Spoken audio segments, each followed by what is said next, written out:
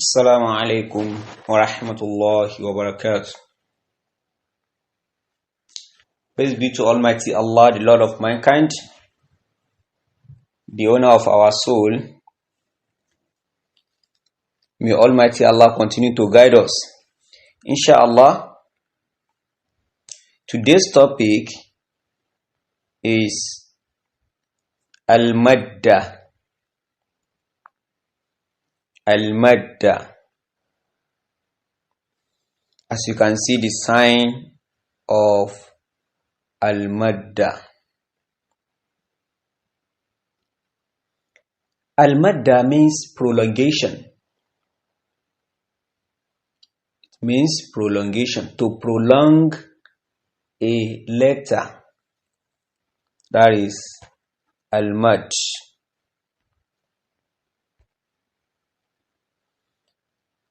And this mud has its letters.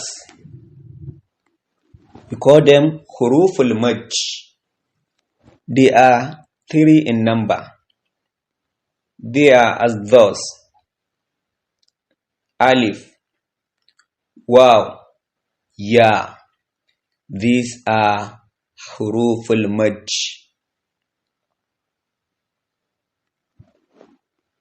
And also, these 3 letters have relationship with some harakat known as sound making harakat, such as fatha, kesra, dhamma. They are related with these 3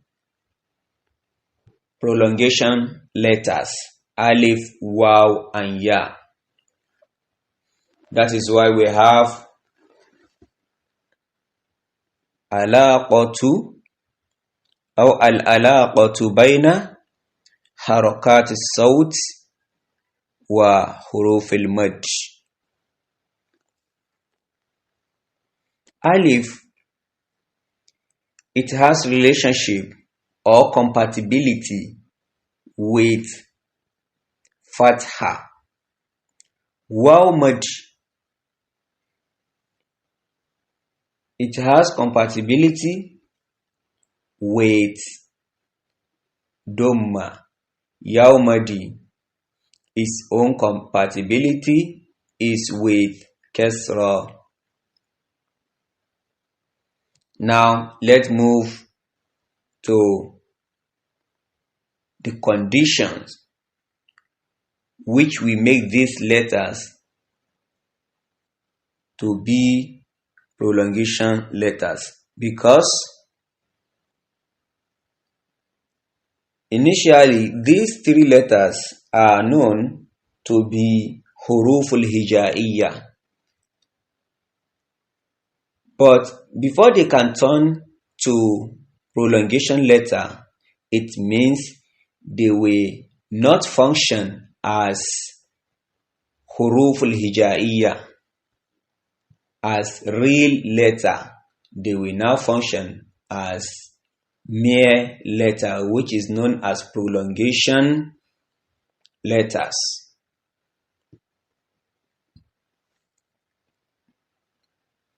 This condition will lead them to this stage. Number 1, any one of these 3 letters must free from haraka, which means any one of it will not possess any haraka, either on it or underneath. It must also free from sukun. Sukun is part of harakat, but I emphasize on that sukun. If you get to example, you will really know what I mean by explaining this sukun. And also, it must be preceded by its compatible letter with haroka.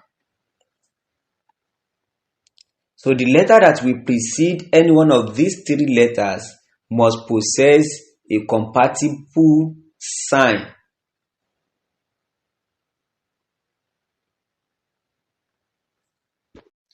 Example, if you have something like ba, fatha, alif, mad, let's look at the conditions one after the other. This alif has no any sign on it. Condition number 1. On this alif, there is no sukun. Then, the letter preceded alif, which is ba, possess fatha, and there is compatibility between fatha and alif madi. So, which means this has already functioned as prolongation letter, not real letter. This will now be ba, fatha, alif, mad, ba. We are prolonging the ba. That alif just telling us that we are to prolong the previous harf, which is ba. It will now be ba, ba. Now, let's assume we have ba kesra b, then alif mad. You can see that this has contradicted the condition. Kesra has no compatibility with alif, so this can never be prolonged. Automatically, there is sukun on that alif. Alif is free of haroka, but putting non-compatible haroka on the preceded letter, sukun will automatically be on that letter. Now this will be B, B, B. Because we stop on this bar, that means we are cutting sand, and as we are cutting sand, we have a pause on sand. That means we are trying to apply sukun. Let's take a look at another example. Ba fatha ba, alif fatha a. This will give us ba a because there is haroka on that harf. So it's no longer prolongation letter, it's real harf on its own. So which means those three conditions must be completed on the harf before it can be functioned as what? As harful mad.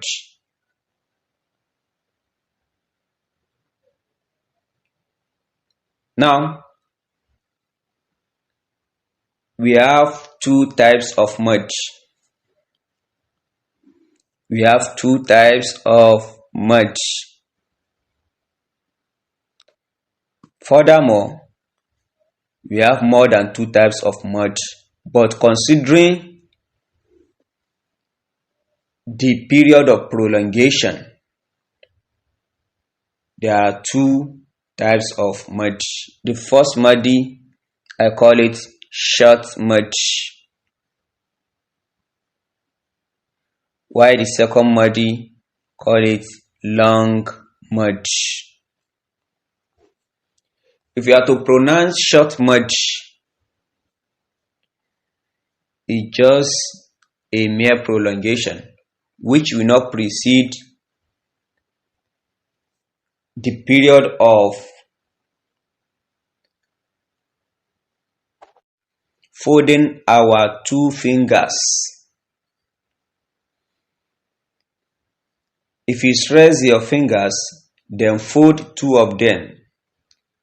That will be the period of short prolongation, which is ba, ta, tha, ja, ha, kho, da, dha, ro, za, sa, sha, so.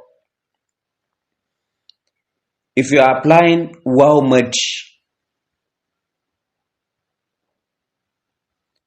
madi has compatibility with Dhamma. So for example, we have Mim, Dhamma, wow madi, mu. You can see that the prolongation letter has no haraka. Then the letter preceded it has processed the compatible haraka, which is Dhamma. Any contradiction to this harfu mad wow will not function as prolongation letter. That will make it to be mu, nu, wu, and so on and so forth. Also for yaw mad, for example, we have lam, kesra, yaw mad. It will be li, because yaw madi always works with kesra. Li, ki, mi, ni, wi, yi. That is for short madi. Then the long madi, you have to prolong for the period of folding the 6 of your fingers.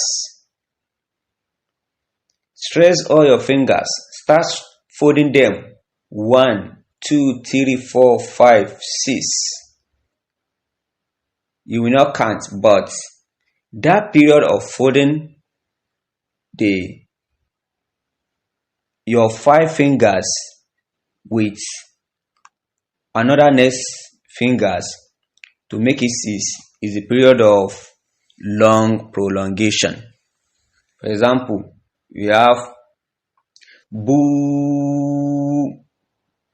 tu,